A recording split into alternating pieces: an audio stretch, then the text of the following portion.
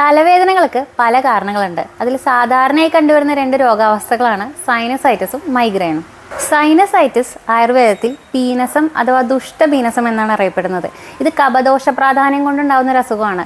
തലക്കനം, മൂക്കടപ്പ്, മുഖത്ത് ഭാരമുള്ളതായിട്ടുള്ള തോന്നൽ, ജലദോഷം വന്നാൽ പോലും മൂക്കൊലിച്ച് പോകാത്തൊരവസ്ഥ എന്നിവയൊക്കെയാണ് സൈനസൈറ്റിസിൻ്റെ ലക്ഷണങ്ങൾ. ഇനി മൈഗ്രെയിൻ വാതദോഷ പ്രാധാന്യം കൊണ്ടുണ്ടാകുന്ന ഒരു ബുദ്ധിമുട്ടാണ്. അതിന് അർദ്ധാവവേദകം എന്നാണ് ആയുർവേദത്തിൽ പറയുന്നത്.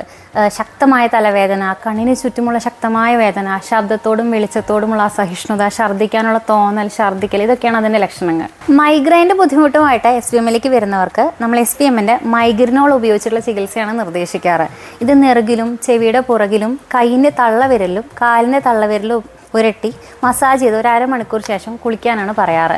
ഇതിൻ്റെ കൂടെ SPMൻ്റെ തന്നെ ധൂമവർത്തിയും കൂടി ഉപയോഗിക്കാൻ പറയാറുണ്ട്. സൈനസൈറ്റിസിൻ്റെ ബുദ്ധിമുട്ടുമായി വരുന്നവർക്ക് നമ്മൾ കഫദോഷത്തെ ശമിപ്പിക്കാനായിട്ട് ശ്വാസകഷായം, മുക്കുറ്റിലേഹ്യം പോലുള്ള മരുന്നുകൾ അകത്തേക്ക് കഴിക്കാനും നസ്യം ചെയ്യാനും നിർദ്ദേശിക്കാറുണ്ട്. ശരിയായ തിരിച്ചറിവും രോഗത്തിനനുസരിച്ചുള്ള ആയുർവേദ ചികിത്സയും തലവേദനയ്ക്ക് ദീർഘകാല ആശ്വാസം നൽകും.